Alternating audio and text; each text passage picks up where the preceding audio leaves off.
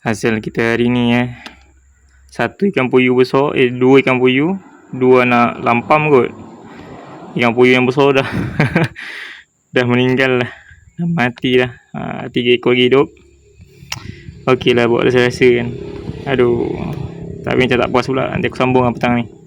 Okey semua, dalam video ni aku nak review jala frisbee. Kenapa aku beli jala frisbee? Sebab aku nak beli jala yang biasa awal-awal. Lepas tu ada iklan jala frisbee kan. So aku pun beli jala frisbee yang 6 kaki. Kenapa aku nak beli jala? Sebabnya dah seminggu kumpau. Takkanlah kita nak biarkan maruah kita tercalor. Tu aku beli jala. And jom kita tengok proses aku menjala ikan. Okay, let's go. Semalam kat situ kayu balaknya. Depan mata tu.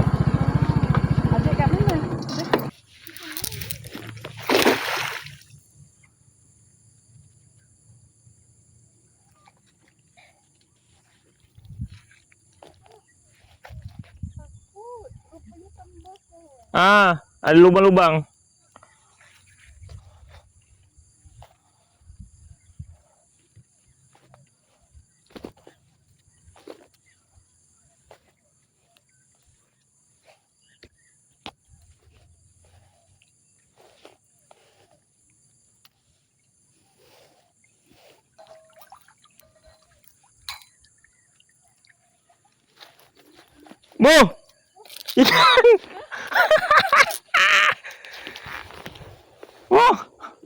Ikan.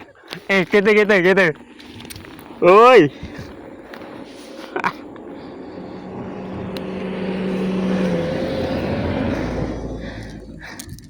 Senyap ada. Ya kan tadi. Tak, dua je. Alhamdulillah. Alhamdulillah. Ikan.